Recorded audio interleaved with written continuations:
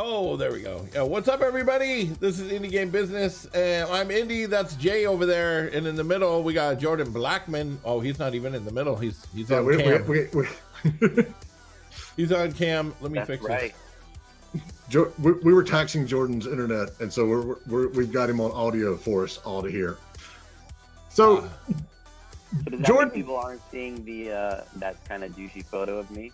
no, I don't think so. It should actually. I don't even have the stream up right now. No, you're perfectly fine.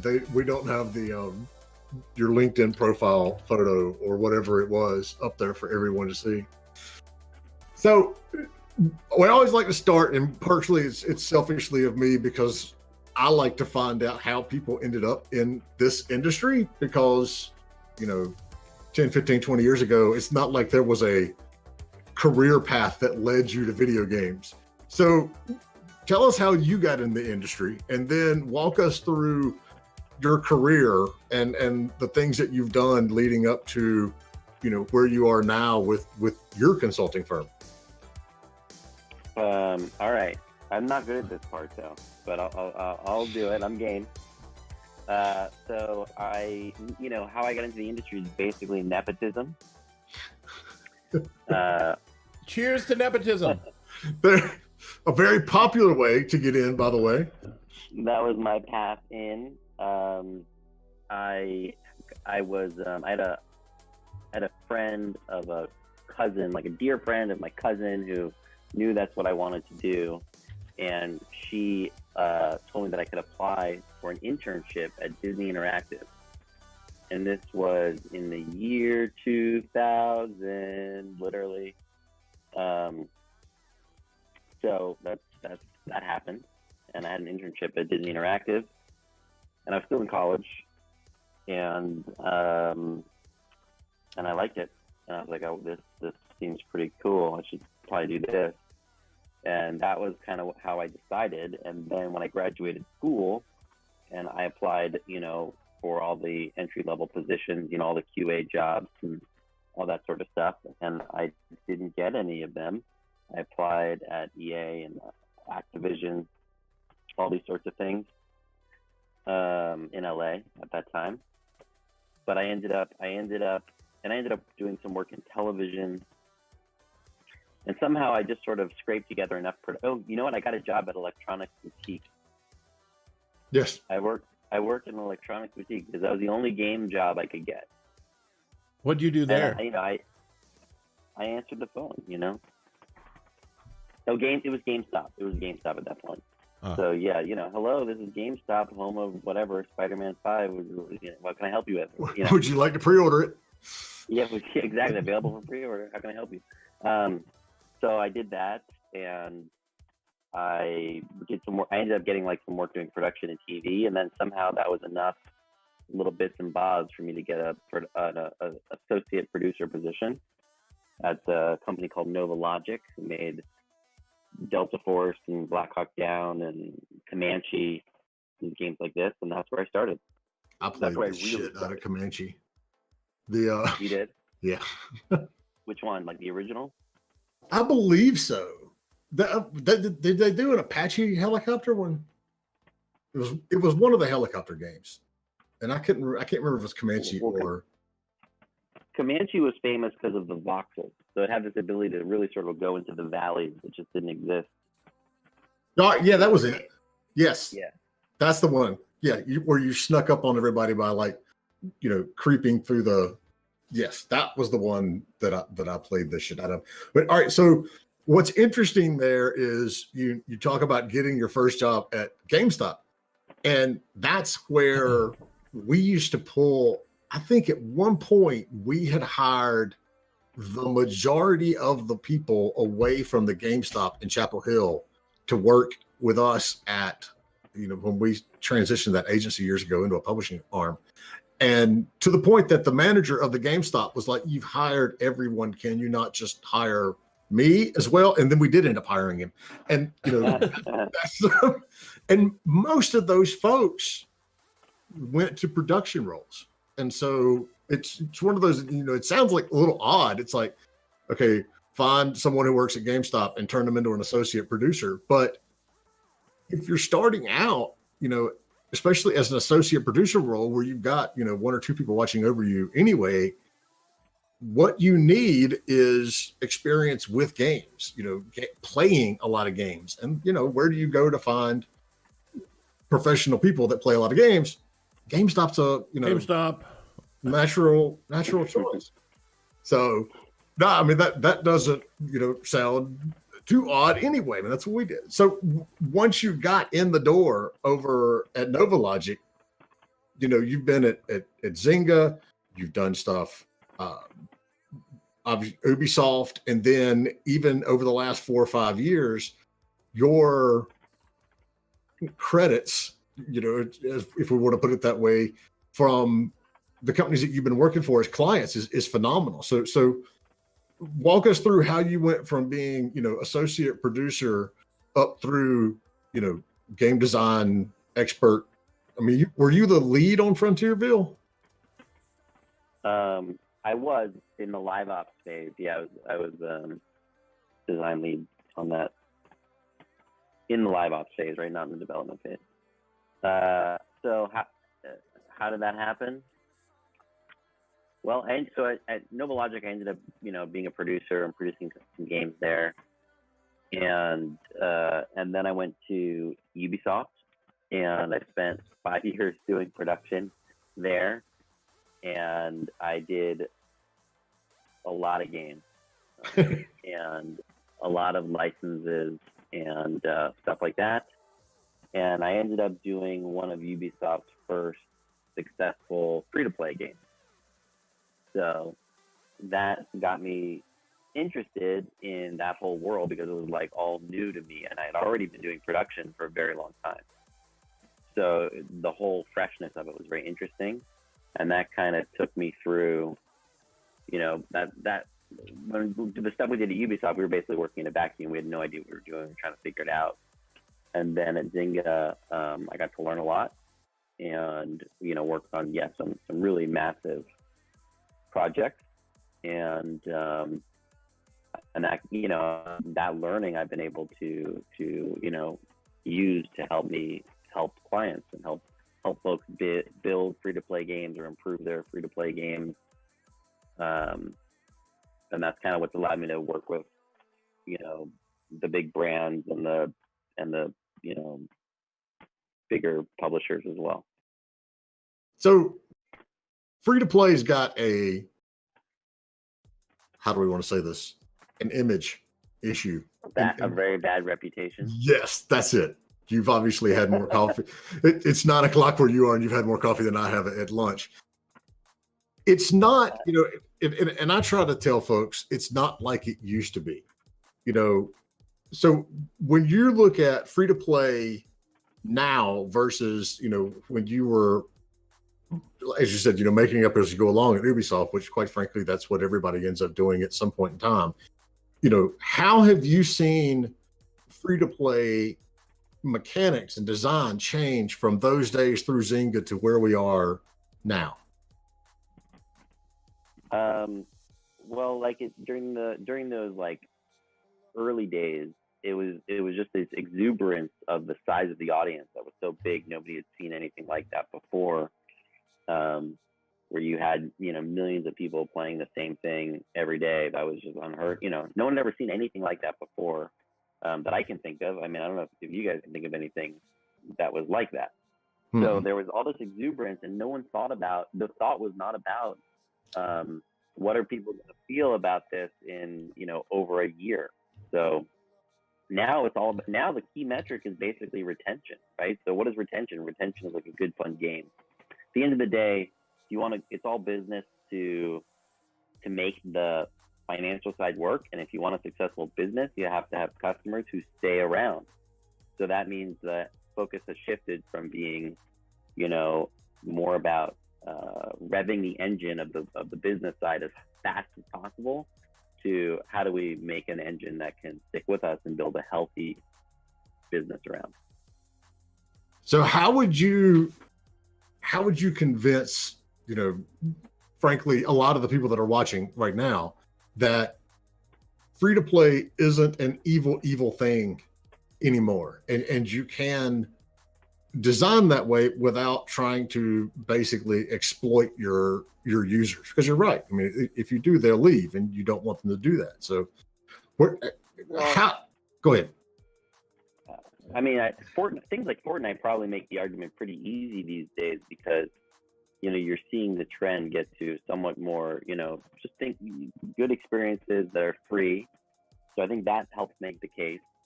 And then the thing that I wish more people took into consideration is that free to play, may have things. It does allow a lot of people to play games who can't afford to play them otherwise, or who wouldn't play them otherwise.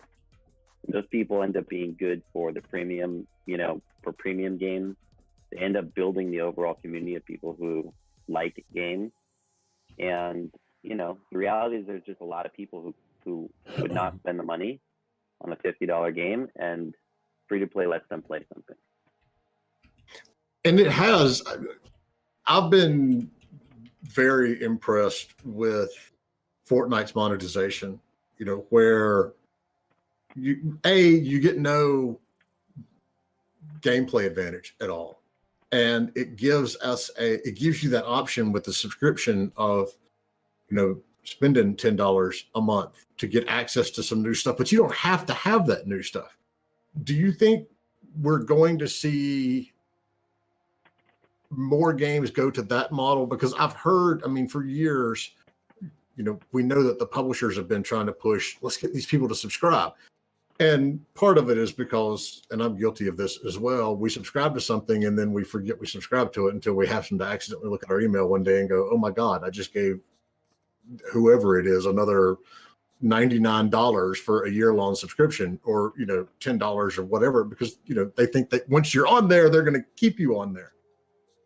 Do you think, though, that we're going to see more instances like that, or do you think we're going to continue iterating and going down the route of, I don't know how you want to say it, like the traditional way that things are free to play monetized on mobile right now? The mix really can only exist with a very large, massive audience. Like if Fortnite had an audience that was, by ordinary standards, just large. If it was normal. If it was normal, it wouldn't just make, like, let's say it was 1/10 the size, it wouldn't make 1/10 the money, it would make 1/100th the money. So does that make sense? Yeah. Yep. Yeah.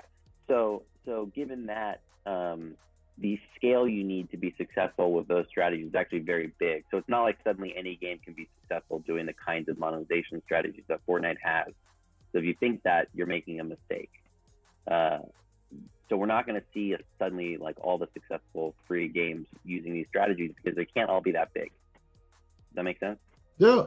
But what we will continue to see is we're going to see, and we're already seeing it, we're going to see more customer-focused experiences. I mean, free-to-play is probably going to become more and more like premium games in general, because people are going to, they're going to be a little bit more specific to specific audiences, and they're going to be focused on customers, the ones that aren't massive in scale. Does that make sense? Yeah, but I'm curious as to how they're going to end up being more customer centric. What does that mean? Like the retail? No, well, I mean like the premium games, because you've got things like Overwatch, for example, that is both premium and free to play, and then you've got, well, I mean, you can't really. I was going to say Assassin's Creed, but that's in-app purchases, and that's a whole different beast. Walk us through an example. I mean, I'd love to hear how you think that's going to work, or if you've already seen it work, to bring these free-to-play games more to the, the mainstream premium side. Yep. So like something like Clash Royale, right, has an esports component into it. Yeah. Mm-hmm. And it appeals to a market of people who are also probably buying games at full price because of the competitive nature. Because you can look at it as, that competitive side brings out more of the core gamer. I buy premium games, right? Like I'm like a premium price buyer, and I'll play Clash Royale. Like it feels very natural to be doing those two things. Fortnite is actually another example, right? So there's going to be like that kind of cross pollination, but also the free to play industry. You can't support a bunch of Fortnite. You can't support a bunch of Clash Royale. Yeah, you're only going to have a handful of each of these. You're with me on that? I agree somewhat on that side. Because, I mean, it's like you said, games coming out like Fortnite and, when Candy Crush came out, and Candy Crush, I saw a stat on what Candy Crush is doing now on this morning that was just absolutely amazing yet terrifying.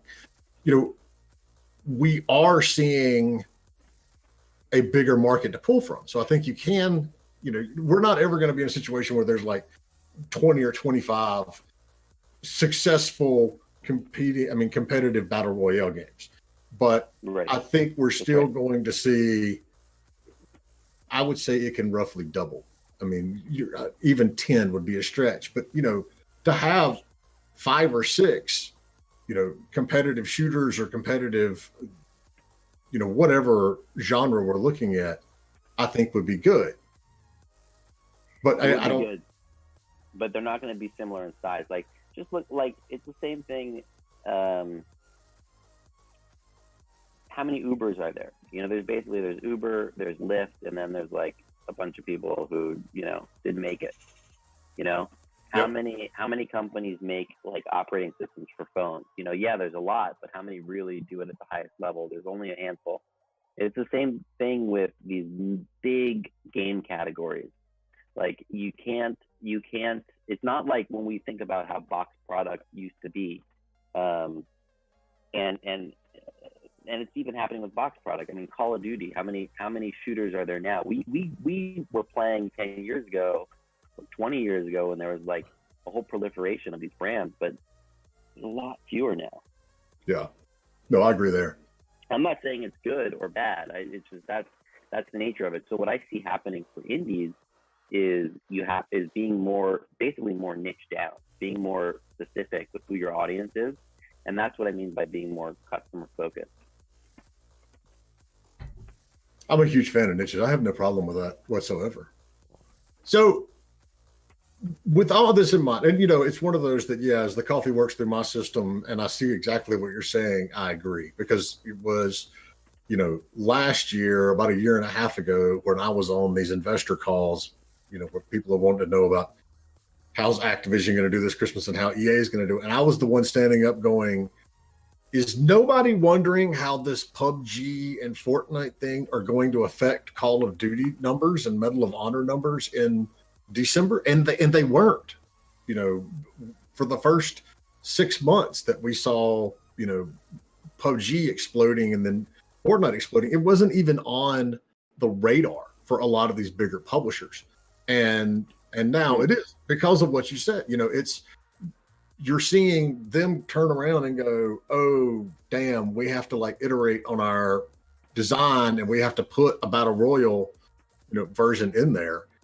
But at the same time, they're not going to sell as many copies because you've got 80 million people who are playing Fortnite every month, and they can do that for absolutely free.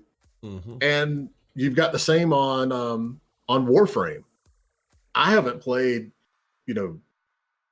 I played Warframe like when it first came out, and I wasn't that impressed. But they have turned that game around, and it's like it's huge on there now. So yeah, I mean, I see what you're saying. I agree. Games don't go away, right? How old is Warframe?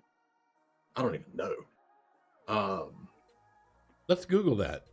How old is Warframe? Go ahead with your conversation. I'll tell you.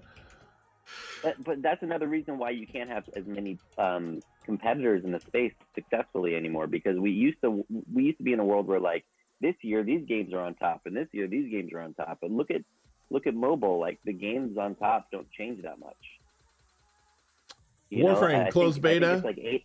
Oh, sorry. Yeah? October 24th, 2012. Since then, it had several versions and hotfix releases, and open beta was March 25th, 2013. 5 years. A little bit of time. Yeah. That's a minute. You know, you don't finish Warframe. You don't finish Warframe and be like, ooh, what else could I get that's like that? That used to be how we bought games. And now it's much more. Okay. It's endless. No, that makes sense. I mean, people are playing. Yeah, Fortnite's people play them for much longer. PUBG's endless. Warframe's endless. This is, you just do it and level up and level up and level up and keep doing your stuff. So, what do you think, or what do you see? Because I mean, you're working with a lot of these bigger publishers right now too. Where do you see them making the biggest mistakes? And even in the games that you're just playing, you know, the ones that we play in our spare time because we enjoy them, not because, you know, we have to for work. Where are you seeing companies making the biggest mistakes when it comes to the design side of it? The biggest mistake, and it doesn't matter what size the company is, from an indie to a big company, is to think that taking something that's already successful and improving it marginally is going to lead to a successful product. Like innovating on little things with someone else's basic game concept that's already successful. That is the biggest mistake that I see happen over and over again. It's like, oh, our game is like this, but you know, our crafting system is way deeper and whatever, you know? Now, is that because it's just like not enough of a change, or is it because when you make that small of a change, a lot of people can do it, and all of a sudden you're not nearly as unique as you thought you were? Yeah, it ties back into what we were just talking about. So if your market is a market where people finish something and want something else like it, that actually can work, right? Like, oh, this looks like that other game I played, but it's got more planets to explore or whatever. Yeah, that's cool, you know, great. That actually can help. But if you're in the world of games that don't end, if you're in the world of MMORPGs or play any of that stuff, then yeah, any great feature could be like adapted to back into any other product. People don't really finish the game, and it's very hard to compete on those terms because, you know, Fortnite has all the data. They have all the users. They know what their players want, and you don't. And like you trying to just guess about these little things.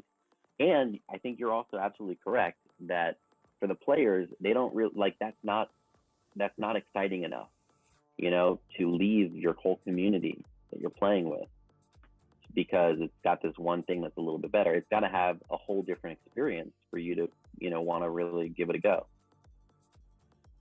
That's one of the concerns that I'm already seeing on Fallout 76 is, you know, people are like, until they have private servers, you're not going to be logging into the game and seeing the same people, so you're not going to get that. The concern is, I mean, hell, nobody knows. We're not even in the beta of it yet, but the concern is you're not going to have that same social, you know, aspect of it, you know, which goes back to, you know, the early MMOs, and, you know, Star Wars Galaxies was, you know, one of my favorites for it because you could literally get with your friends and build a city that's actually there.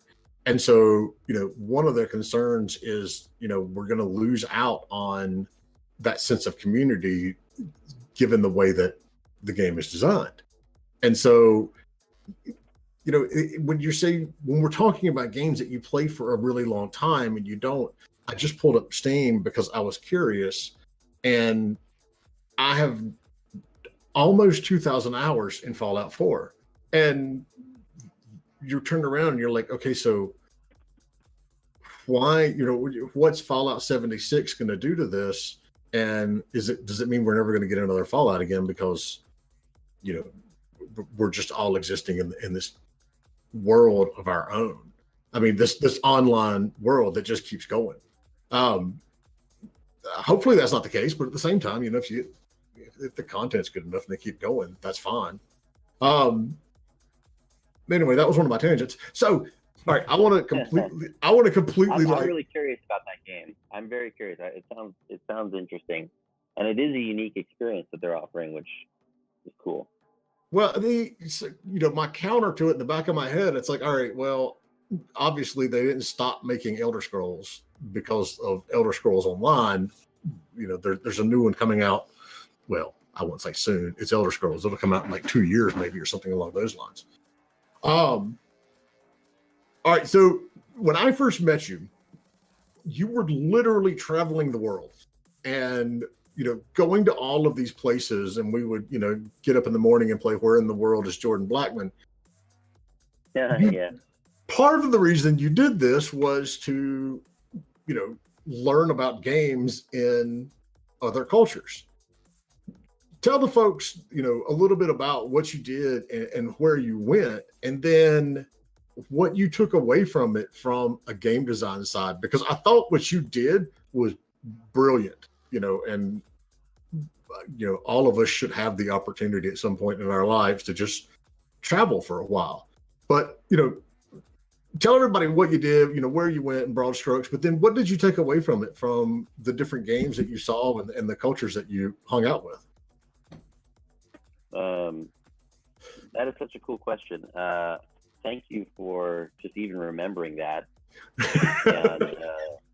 and kind of getting it, which is really cool. I don't feel like I was as productive in actually doing that as I wanted to be.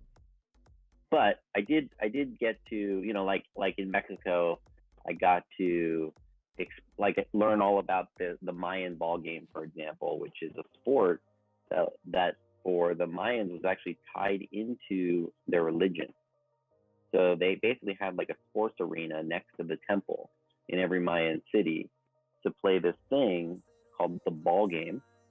And the ball game was also in their like creation story of the world. The same game, like the devil plays it against these heroes. So that was just one of the things I explored, a few of these things. And I think the first rubber ball was also made in Mexico. Oh, really?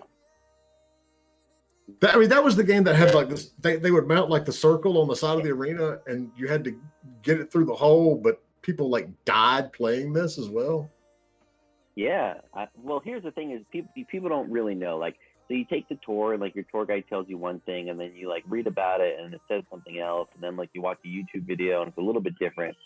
So, people don't really know exactly how it worked, but there was human sacrifice involved. And I'll tell you what I think from what I've read and learned, which is that they would play this game. That was an actual sport, but also they would conquer places and have slaves. And the slaves would then be forced to reenact the story of the religion part, which involves playing the game, but they weren't really playing the game at that point. They were actually just reenacting the story.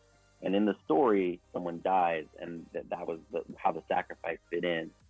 So it's not, and it's all about birth and rebirth and death and the cycle of the seasons. And, it's tied into all these really deep, rich things.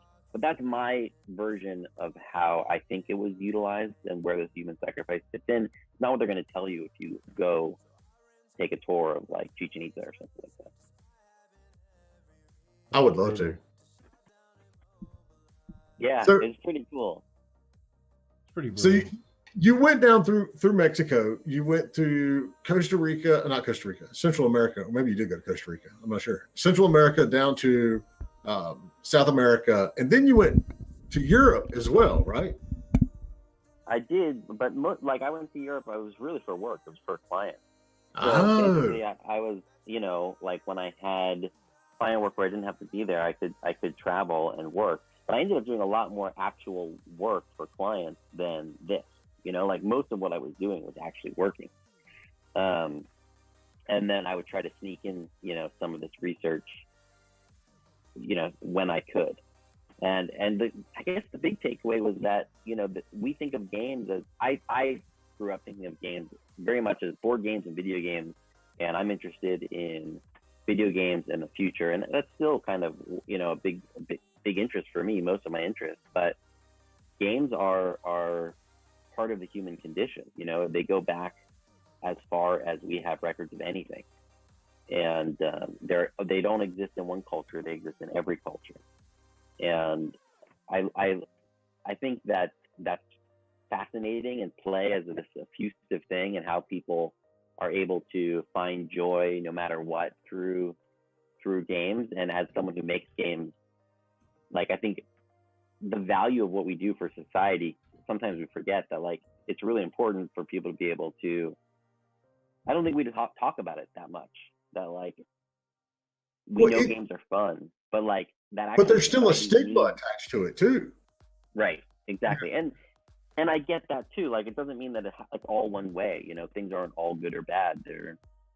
They're complicated, right? I mean, it's a complicated world, but that effusive, the way that play kind of comes out of people, no matter what the condition, no matter what the situation,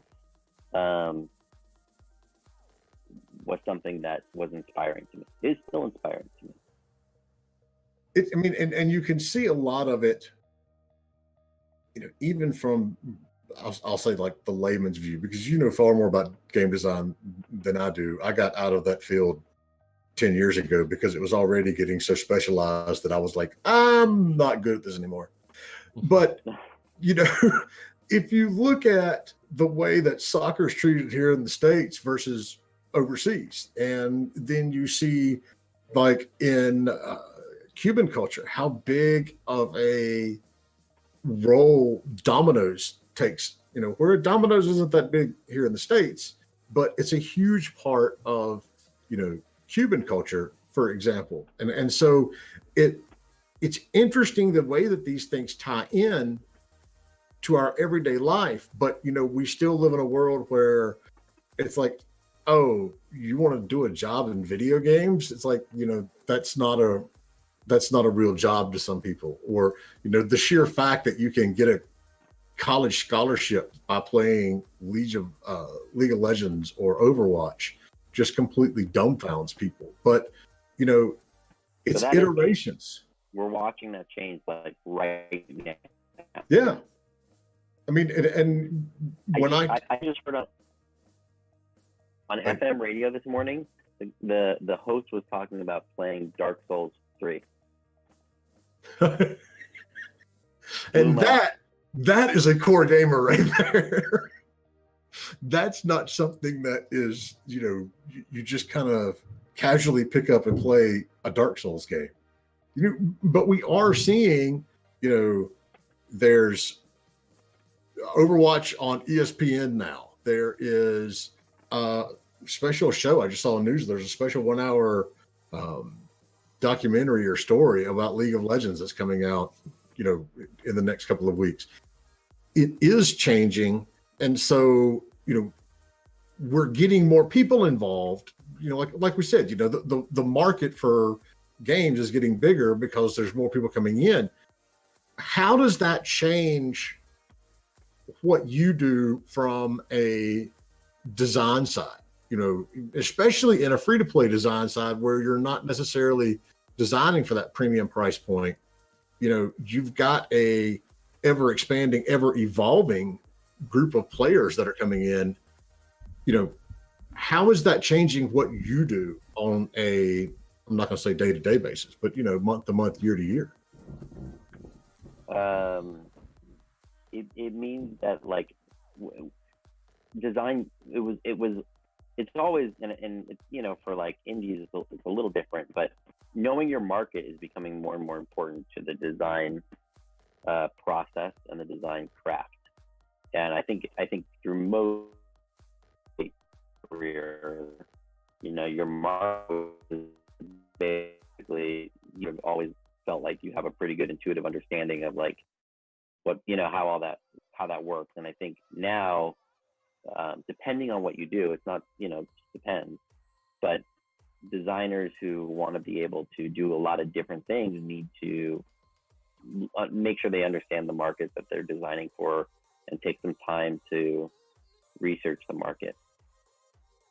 the what works, the what doesn't work, all that kind of good stuff. So Ego Ant, like you can't totally rely on your intuition because not your players aren't necessarily going to be the same as you. And George mentioned on Wednesday when we were talking about, they do a lot of free to play stuff in mobile games, and he said 5-10 years ago everybody was like, I need to get featured at Apple, and he goes, now they look at being featured as a bad thing because they want to get 3 to 6 months in to understand their market and understand the gamers and understand what people like and what they don't like before they go. Because he said, otherwise you get, millions of people thrown at your game and you don't know what's going to work and what's not. So they're going to have a bad experience and they're A, not going to come back, and B, they may leave you a bad review, which ends up tanking, everything anyway on the store. So Ego Ant mentioned that the article about how a lot of the junior hockey teams are having to limit Fortnite with the players. One of the concerns is that the players are going to switch to esports. It's not just the junior hockey players. The NHL, I think, has now banned it. But there's the whole we don't want to lose them to another sport type thing. But there's also the fact that they're seeing the players play poorly because they're up till 3 a.m. playing Fortnite and they're supposed to be, in bed, which to me, it's like, okay, they were going to be up till 3 a.m. playing Fortnite, or they were going to be up until 3 a.m. at the bars and getting in trouble. So, which one would you rather have in there?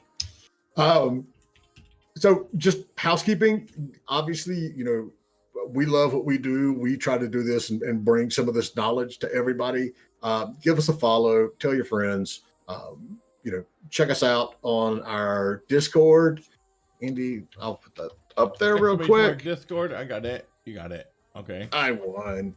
And if y'all have questions for Jordan, let us know. Throw it out there. And let's get, your questions answered as well. At least while we're live anyway. So Jordan, what are you playing right now? So, aside from work games, what are you playing in your free time right now? I'm gonna look at my phone. Also on the 17th, we have Vedran Klanek. Am I saying that right? The CEO of Ocean Media. And then Friday the 26th, I'm going to be at TwitchCon, so I don't know if you're still actually, we're not going to have a show that day because I've got a parent-teacher conference. So, okay. And then on Halloween 31st, we're going to have Halloween horror stories, 9 a.m. in the morning. Yes. Nice. You want to be in on that, Jordan? We're going to get several people. What do I do? What you're doing right now. Just talk about horror stories in the industry. We're going to talk about, shit that's gone way sideways in the industry. Like the deal that I had that took 6.5 months to negotiate. And the developer, once the contract signed, turned around and went, "Oh, we don't have the money to pay for the license." I'm like, what? All the wonderful stuff that goes on in our industry, like that. So what did you check out your phone to see what you're playing at the moment? Yeah, and what I found on my phone was that basically the games I'm playing right now are games I'm working on because I'm working on several that are coming out soon. But not on my phone. I've been playing the new Dragon Quest. I think it's like 14. Is it as good as the old one? This is the first. Well, I played 8, but do you mean like the original, like Nintendo ones and stuff? Yeah, basically. I could never get into them. I don't know. I hit them too old or what, but I tried and it was boring for me. But I played 8. I like it, and I like this one more. I didn't realize they were up to number 11. Jeez. 11. Yeah. That is crazy. What game is it? I missed it. Dragon Quest. Oh, Dragon Quest. What are you playing on your phone, Jay? On my phone? Yeah. I don't play a lot on my phone, honestly.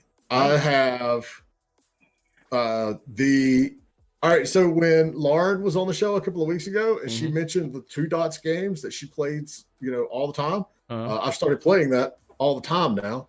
I've got that on the phone, but then, I'm still doing Overwatch. I'm still playing Slay the Spire and Star Traders. What this show has done for me is cost me a lot of money, basically, because folks come on and they talk about their game or they talk about other games, and then I turn around and buy those games and start playing those games. So, Jordan, are you a mainly RPG guy? I mean, with Dragon Quest and let's talk about Fallout 4 since we're like 15 days away from at least the beta launch. Fallout 76? Yeah, Fallout. Well, both of them actually. So going from the existing Fallout games to this new one, which is not going to have any NPCs in it, and it's going to be, I think they said only like 24 people on a server or on a map at any given time. What are you looking forward to versus what are you scared of when in terms of that game, that launch? I'll be really interested what you have to say. I'm not a huge Fallout guy because I find them kind of ugly and like as much as I like the writing, I just find it hard to take the characters and around me it gets kind of old. But I have played that said, I have probably played 800 hours of between Fallout 3 and 4. And I'm mostly just looking forward to if they can figure out a way where people don't just kill each other. Like the fear would be you play Fallout 76 and you finally interact with someone and they shoot you, and they're going to shoot me because I'm going to lose. I know it. Like that's just the reality. One of the reasons I play a lot of RPGs is because I'm never gonna be the best Fortnite player. Like that's not happening. I like to have the adventure. So what I would love is if I can have a co-op experience that happens organically in Fallout 76. I'm super happy. I want that. So it becomes like a kill each other or like play together and then they kill me and like take all my stuff and like jump up and down over me because they're 12. Yeah. They're acting like they're 12. It's I like the theory of what they're doing with the PvP in terms of if you don't flag up for PvP, you can still get killed, but then that person becomes extremely wanted, and you don't really lose a lot of stuff if you do die, but I mean I came to the Fallout universe way late, like months after Fallout 4. I haven't played the other ones, so Fallout 4 is the only one I've ever played. And so, I hear the complaints about that one, and the Fallout community is passionate to say the least. There's a lot of ranting and raving about 4 and how they didn't like it. And, New Vegas is the one that everything should be held to, but I did like it. I enjoyed it.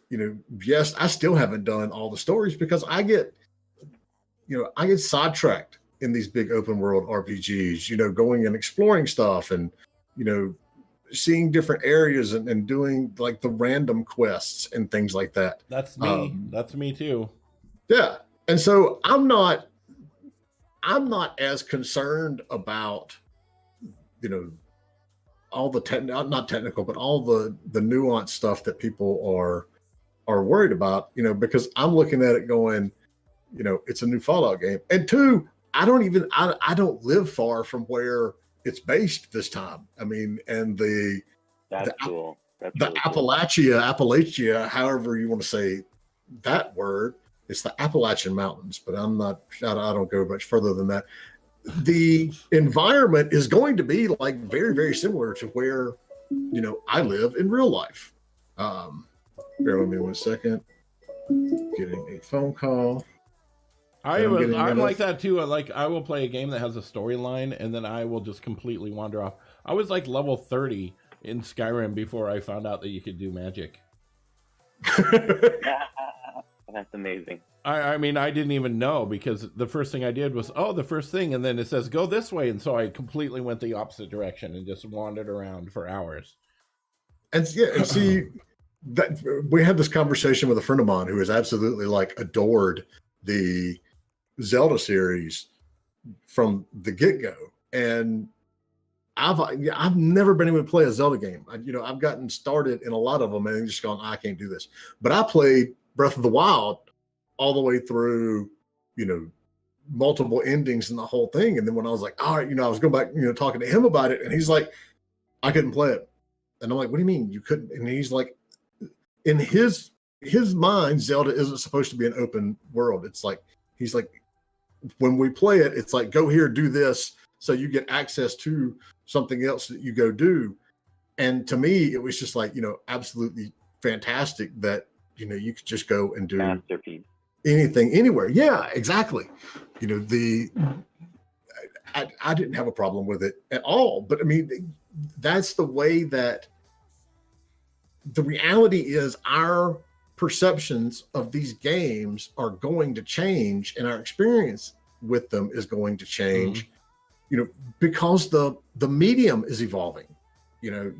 No, you're not going to be able to go back and have a Fallout 1 experience, because now you don't have to build a game with the limits in that technology. You can do, so much more. So it's one of those that I think. Well, you can make a retro game, but then you're gonna have a retro audience, and there's nothing wrong with that. No, there's not. I mean, we're seeing a huge rebirth of it. Yeah. Yeah, 10, 15 million people aren't going to buy, a retro version of it at $60. That's it. Exactly. So, yeah.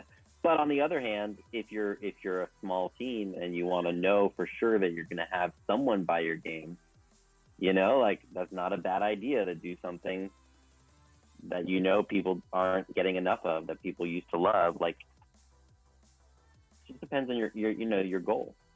Well, and our digital distribution has opened up that option, because you didn't used to. I mean, look at how many years we went before we saw a new space RPG or action RPG or space simulation, because, publishers didn't think they would sell. And, if they didn't think they were going to sell, I mean, they couldn't get it on the shelf in Walmart and Best Buy. And so, the genre basically died out for a while. And it has exploded back because, yes, there absolutely is an audience for this game, but now you're not restricted on how you can deliver it to them. And so it gets back to a lot of what we talk about in terms of, like you said, know your audience, know what they like and know what they don't like, and, and go from there. Totally. It's fashion, like things go out of fashion. Space games, I guess, were like out of fashion, but the truth was people wanted them, so they're going to come back. And you don't necessarily need to sell 10 million units to, have a successful game anymore, unless you're, like Activision or EA. Totally. Yeah. I think that's what I think that is like the next sort of couple steps in the market, is going to be games that have smaller audiences, but are effective enough in building the business around that they can have a great sustainable business, making a great product that is that people love at a smaller scale. So what would you recommend to, I mean, we talked about understanding your audience, and I'll admit sometimes that's hard to do, unless you are, playing the games, which, I mean, yeah, you kind of have to be. But I mean, I'm sure you talk to these people as well. I meet people at shows and they're like, I'm designing a game. And it's like, well, what kind of game? Well, we'll say space simulation. And so you're like, oh, okay. So did you grow up playing Free Space? Have you played, No Man's Tomorrow? No Man's Sky. No Man's Sky. Yeah. Have you played it? And they're like, no. And it's like, well, then how the hell are you going to design a successful game if you don't know the others? Aside from, just simply knowing the market that you're going after, what would you recommend to some of the smaller studios who want to go and do these games? Because, I mean, it's not impossible to do a free play game as an indie. It is done. It's going to get easier and easier. Yeah. So what would your recommendation be to those studios? On the market research side, I think it's like go to the forums where they're playing other games and find out what they're complaining about. You know, I tend to be less like looking for what people want for solutions, but very focused on the problems or their dissatisfaction. So like when people review go to the reviews that people are writing, you know, and like what dissatisfied them, and you know, start noting those things down and look for the trends. And those trends are good data about, you know, how you can have something that will satisfy that audience. That makes sense? That makes sense. Yeah. Yeah, totally. See what people don't like and don't do that. Which let's be honest, it's not difficult on the internet these days to be able to find out what someone doesn't like about a game. Exactly. You know? Yeah. That information is everywhere. But how do you weed through, you know, I mean, because how do you like say, oh, well, there's been 100 comments about this one thing, or how do you exactly. How do you find out exactly what the most? Because if like if there's 100,000 players of a game and only 100 people complain about something, that's like such a small percentage? But is that like a reliable information to use, or? Yeah, I mean it's a ratio, right? So like, assuming your sample of that is big enough, and in your sample you see that trend, then you know that's statistically relevant no matter how many people played the game.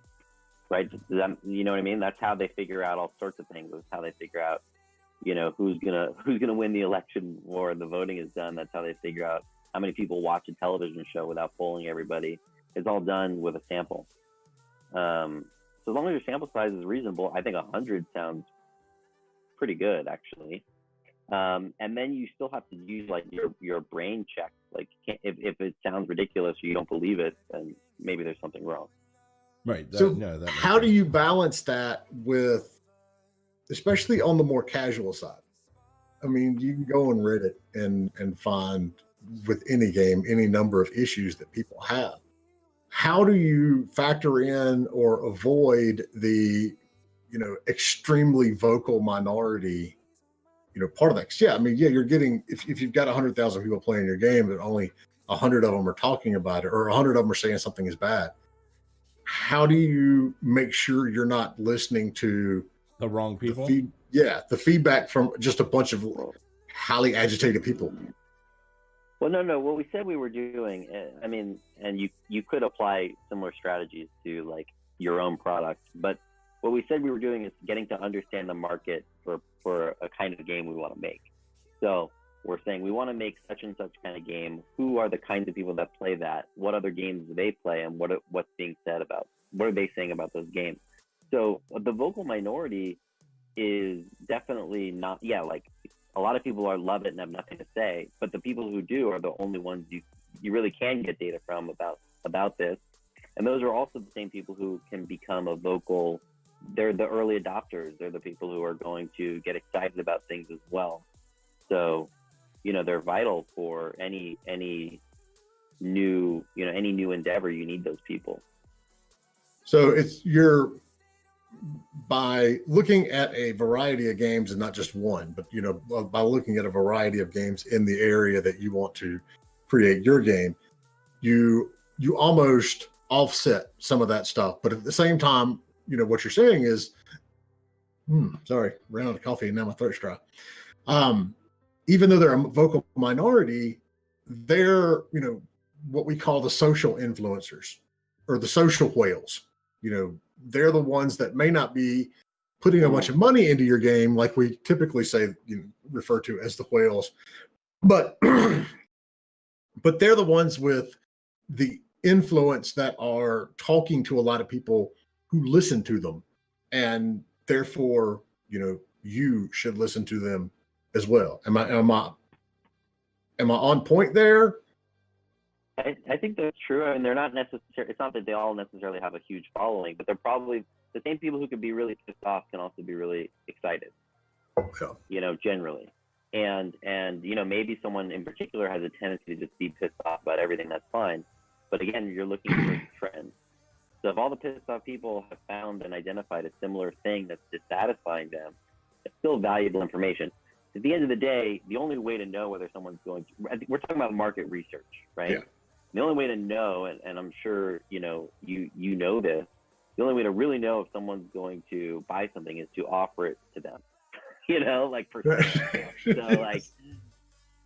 so it's going to be an imperfect art. Anything else you do, whether it's customer interviews or market analysis or this sort of research. But I like this method, and as long as so you're doing any of these things, it's better than doing none of them. And that's why we have things like soft launches and early access and programs like that let us get games in front of people. Because on one hand, you don't know if they're going to like it unless you can actually get them to buy it or play it. But on the other hand, you have to be able to look at the analytics that are coming back in the data that's coming back from those players, so you can intelligently make decisions either that align with what you thought or maybe completely the opposite direction of what you thought. Yeah. And you can watch people play, you can hand them your game and see stuff like this too. But I have noticed that you got to be careful with that, because I'm sure you've seen this as well, where like someone's got something that really not so great and they keep handing it to people, and the people just keep saying nice things about it. Yeah. Yes. the friend syndrome, except it's because people have trouble delivering bad news to someone's face. It's easy to get on the internet and say, well, Jordan's game sucks because of blah blah blah blah blah, because they're hidden behind the anonymity of the internet. But it's harder to do in person. But it's the like you said as well, if you're going to one of these shows like an Indiecade or the Mega Booth, for example, you look at it in terms of an economy of scale. Hopefully you're going to get hundreds of people coming by and playing your game during the course of the show. You look at all of them in general, and you can start seeing stuff versus standing over someone's shoulder when they're playing your game and nodding your head, do you like it, do you like it, do you like it? Yeah, because at that point they are going to say yes. This is really important to me, what do you think? Yeah, exactly. This is my family's future, and our mortgage this month depends on this game. Is it good? No, not really. But that's beside the point. So we're coming up on our hour mark. Jordan, thank you, dude. I mean, I love hanging out and getting to talk and just random stuff, because it is. And the reason I wanted to have you on here is because free to play gets such a a bad rep amongst indies, but it can be done ethically and so you can sleep at night and yet still keep your studio in business.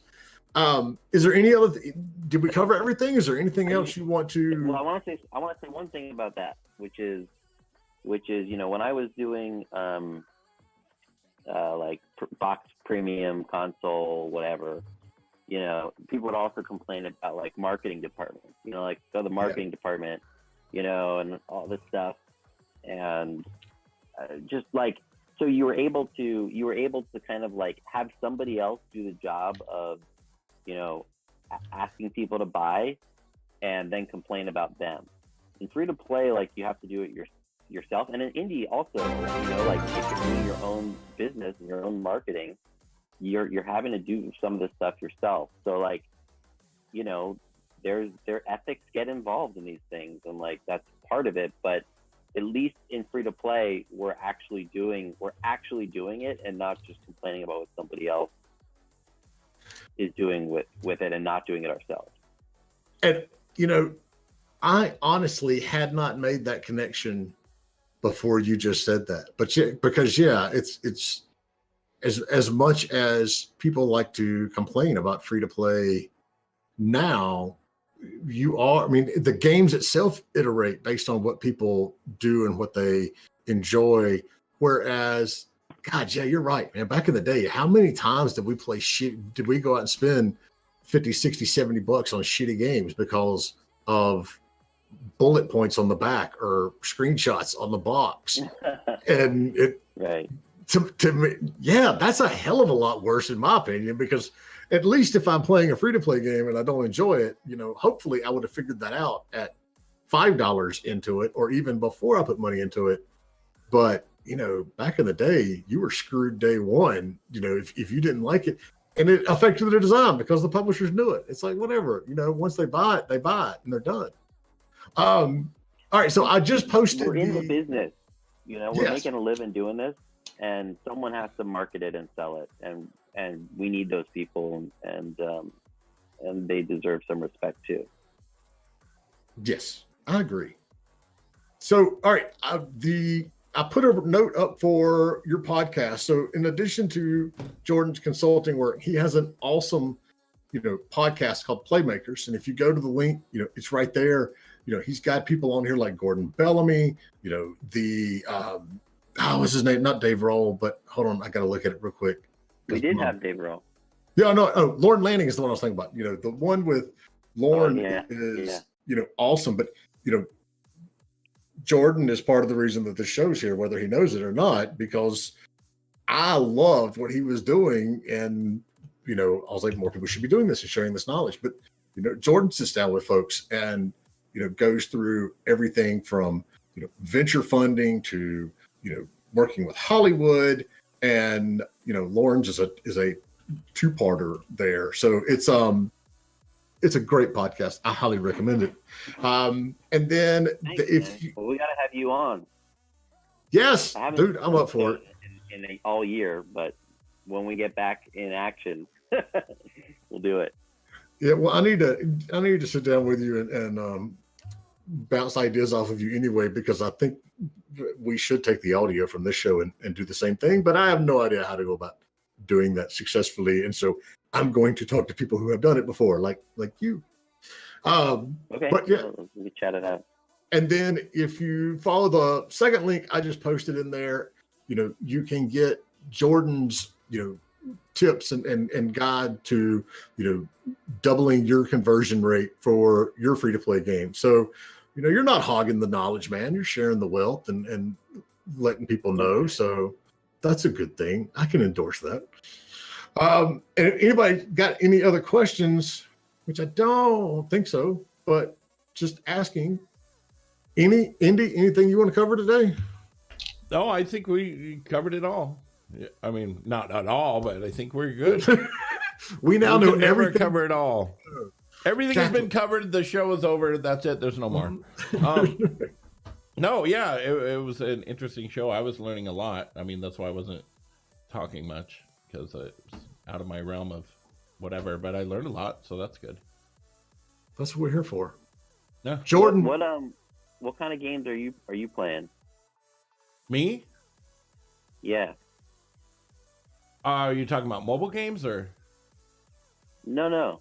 Like on your stream. Oh, on my stream, I do role play streams. So right now I'm playing Ark, but I was playing Conan. I'm gonna end up playing some GTA, but it's role playing stream, so it's not like we're actually playing the game. But you are playing the game. Oh well, we're in the game. We're in the game interacting with each other. Like my yeah, it's multiplayer. My character is level 100. And so I should have learned a bunch of things, but because my character is like the king of this realm, I know how to make a note and a torch, I don't, everybody makes things for me and builds for me. And I don't whenever we go on quests, I pretty much just stand back and just yell at the disorganization of people. Do this, go do that. And so I'm in the game, but not actually like playing it the way that it was originally intended. That's super interesting. It's fun. Like everybody plays a character, and so we're improvising. It's like we're acting on a TV show, but everyone that's on the server is the star of their own show. And do you have any sort of story planned in advance, or it's just 100% improv, or how does that work? It's mostly improv, but we have other things like there's server events. We get this quest. And I mean, it's super in depth. Sometimes I will come up with like what I want my character to do and how to behave. And create things. Sometimes we'll create things ahead of time, but it's all improvised how it happens. You know, it doesn't always go as planned. Most of the time it never goes as planned, but you know, it turns into some tragedy where people are trying to kill each other but there's rules. You can't you can't just PvP. You can't run into a character and just like attack them. You have to have some kind of story of interaction leading up to it. But because it's against the rules, you're not supposed to talk outside of the game and plan things. You know, so if someone's a streamer and they're playing, other people that are playing the game also should not take the knowledge they learned from watching the streamer and use that with their character. So it's interesting. It's fun. It's a completely different way to play a game. Yeah. Is this a popular way to play? Yeah. There's even it's called Twitch RP. I play on a server that's called Fox RP. And yeah, it's pretty popular. I mean, I'm familiar with the idea of an RP server for sure. But then, like, sort of as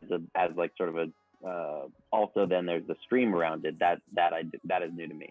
Yeah, you should come check it out. I mean, it's pretty fun. I will. Excellent. I mean, it's another way that streaming has opened up because you're seeing a huge amount of actual D&D games being streamed now. Yeah. Many D&D games. So there's live action, or there's that kind of role play, but then there's also the role play within a game. And you know, a lot of people have gotten pretty popular on Twitch from doing it. A lot of people have blown up. Sheriff Eli, I think he's an actual cop in real life, and he role plays as a cop in Grand Theft Auto. So everything that he says is like super realistic. You know, it's because he already knows that stuff. He knows how to talk, and he knows. And so he comes across as a cop. And he blew up big time.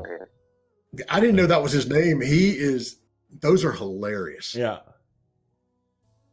And I will play, the way that I play my character, it's half serious. Well, okay, it's 80% not completely ridiculous and 20% serious.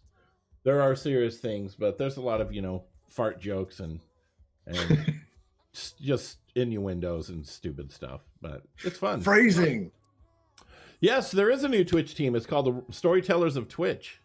That's a new Twitch team I just became a part of. Role players, D&Ders, and storytellers, which also includes, you know, like Lolinia's in it. He reads visual novels. He's a storyteller. And that's another thing on Twitch. A lot of people will tell stories, but use, like, you know, voiceover. They will voice it over themselves. Well, and Josh's mom, who was on here a couple of weeks ago, you know, part of their stream every week is, you know, she reads excerpts from her book. Yeah. Are we live still? We're still live. Oh yeah. Yeah. This is the show, Jordan. Yes. But see, this is part of the voice right here. What? No, actually, I don't. I have voices that talk to my character in his head. And they all sound different. Here's another one right here.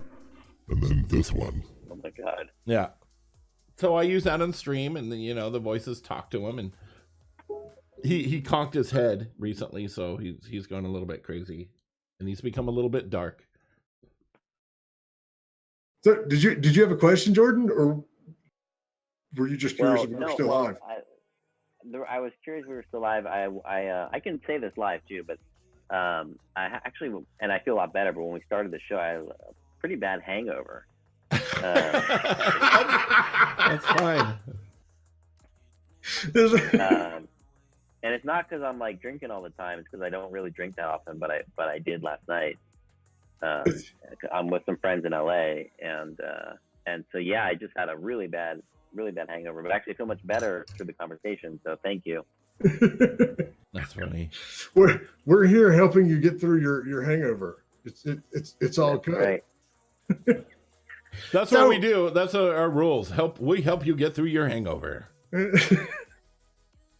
Well, that does explain why you were wearing sunglasses when we first got you on the camera at 9 a.m. where you are. That now it's starting to all come together. All right, so with this new knowledge that we've now gained, because we were going to cut away the show and then it got really, really interesting. So how do you think things like the role playing, and I almost want to say the second market of games. How is that going to influence design? You know, are we going to see more studios plan for this type of stuff, or where do you think that aspect of it and streaming in general is going to come into it? I don't know, and I have no idea. But what I will say is what we just heard was a little bit of me doing some of that market research stuff we were talking about earlier, where it's like, oh, that's interesting. I'm really curious, and I was thinking my head was on the same place yours was, Jay, which is like, okay, so maybe there's an opportunity here. You know, there's a lot of people who want to play in this way, and maybe the games don't have enough affordances to really make it as fun as it could be to do this. So, like, yeah, the next question I would have is like, well, what could the games do to make that work better, be more exciting? What do you wish it could do? That sort of thing. Well, there's definitely a lot of things. I mean, there's no games that were built specifically for role playing. It's kind of an afterthought, and with mods, you know, people make mods. There is one game that I know of that is being made specifically for role playing, but there could be a lot of things like having better VoIP for one. VoIP that is like on Conan, the VoIP isn't in stereo, so someone says, "I'm over here." You don't know where they're at because it's just in mono. So, but there, you know what? There's a lot of little things that could be done, I'm sure. Making in Conan, there's these conversation emotes where people are moving like this, you know, but it just doesn't look natural. So that kind of better physical interaction in Arc, there's a couple of things that you can do. Like you can raise your hands, you can clap. If there were like some things that two people could do it at the same time, like if you wanted to hug somebody. I mean, I know this is a little weird thing, but if you want to hug somebody, you know, where both people and their characters would actually hug instead of just going like this in front of each other. Let's see, what is the other big things? There's quite a few things. That one's hard to do, by the way. Oh, I know. They would both have to like start at the same time, and then it would just be completely animated. You know, it would just be an animation of the two models doing that. I'm actually a 3D animator as well, and I know that's hard to do. But having many more emotes that the characters could do, you know, because like they have, I don't know, and you know, yes and no, but I think there's a lot of emote. Like in Arc, there's basically, I don't know, 8 emotes, but people only use mostly 2 or 3 of them. So finding the best things that for RP where that stuff could work. Also, the mouth movements in Conan, the facial expressions are just you know, like this all the time. In Arc, they don't really have facial expressions, but when you press the VoIP, the push to talk button, their mouths automatically move, but there's no facial expressions. I think that kind of stuff would be good for role playing. And then also to have, there's cameras that you can switch to. You can be like behind the head, you can be first person, and there's a camera that you can cycle around that looking at your character, but it doesn't always center correctly. I think it would be good if there was a face cam that you could just set and you could switch back and forth between. So it would be like, and I try and do that, but I forget. Face cam, maybe some other settings where like whenever I press talk, it just automatically goes to my face cam. Things like that, you know. There's quite a few things that I think could be done that would make it better. I could tell. I mean, you just went off, man. That was badass. But you're factoring in 2 different audiences. I mean, you're doubling the number, actually tripling the number of ways that you have to look at a game, because it's not, you know, it's always been from the, I don't want to say first person mode, but your engagement has been you, the player, and your tune or your character or whatever you're playing. Right. But now you need to factor in, what can I do with that character to go beyond interacting with the NPCs and to have a deeper interaction with the other players, as well as things like you just mentioned with the camera. Yeah, like, you know, how can you how make do we take all of that and make it easier for streamers? Look like a TV show. Also, something that Minecraft did, and I know it's because of the way things are, but they have different, like the Minecraft for Xbox, you can have download this whole pack or this whole pack or this whole pack, and it just changes the way everything looks. Conan has kind of been doing that. They have DLC that you pay $10 for, or $20 for, and like get this pack and you get 4 new skins, 10 new outfits, da da da da da da da. Or like what Fortnite has. If there was a way to have, you know, maybe the game could be free to play, but you buy these other packs for different skins and different things that you can craft that look, you know, that have maybe have the same functionality but look different. Well, that's what Minecraft does, you know, with the what are they called? Skin packs or whatever. Yeah, there's like a technical term. Well, they have a bajillion on the Xbox. They have a bajillion skins for your character, but then you know, if you could have different outfits or you know, the texture packs or whatever they're called. So the you know, to all the indie devs out there listening, you need to find someone like Indie in the market that you're in, and several people, and you need to talk to them. That's how, and then design awesome creative solutions for all these things, for whatever it is for your people. But in Indie, one of the very first things was, you know, and I think it's important for the longevity of your game, regardless, is, you know, be mod friendly. You know, give players the tools to go and create these new experiences. Because let's be blunt, if it weren't for mods, we wouldn't have PUBG and Fortnite. I mean, because those games came from, you know, other games where, you know, the developer said, here's some tools, go and make something cool. Right. You know? And if it weren't for mods, we wouldn't have League of Legends. We wouldn't have League of Legends. That's right. There would be no MOBA. There would be no MOBAs because that was a mod originally. But there would also be no role-playing servers because all of those things are mods. The Grand Theft Auto things, you know, and that's a bummer about Grand Theft Auto. You can only have like 20 people online or 24 or something. But, you know, on Ark, I think we have a max capacity of 80. But that's just, you know, I think it can even be upped from that. No, it was the original like killer mod was Counter-Strike. Yep. Yep. Well, okay, and then Gary's mod, Gary's World. What was the one? Gary's mod. Gary's mod. That's right. That was the, you know, out of nowhere. I mean, it all started over there with Valve, because that's where the MOBAs came from with Defense of the Ancients. You know, it's like people are passionate. If they're passionate enough to want to continue to play your game and mod your game, for God's sakes, let them do it. I mean, it's going to pay off in the end.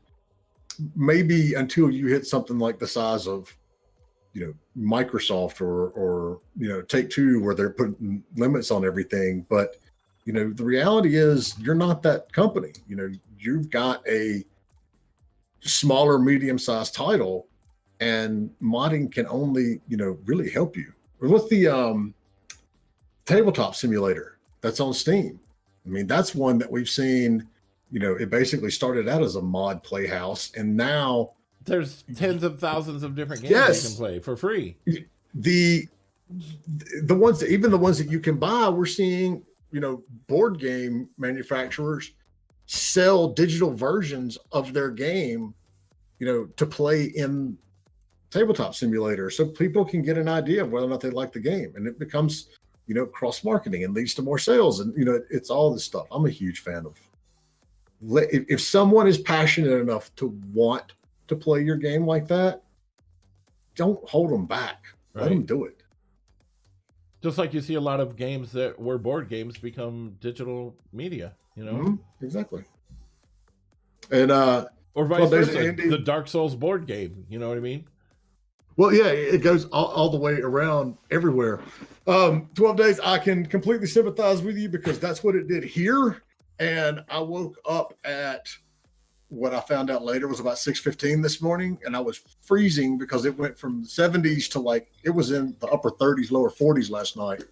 And I get up, get a blanket, get cuddled back in, and I'm like, just to get warm. And the alarm went off like 5 minutes later. And I was just like, yeah, absolutely pissed off. But yeah, I'm with you. I'm tired of rain. I'm tired of hot weather. So, all right. I got to roll because I have to go pick up a young one.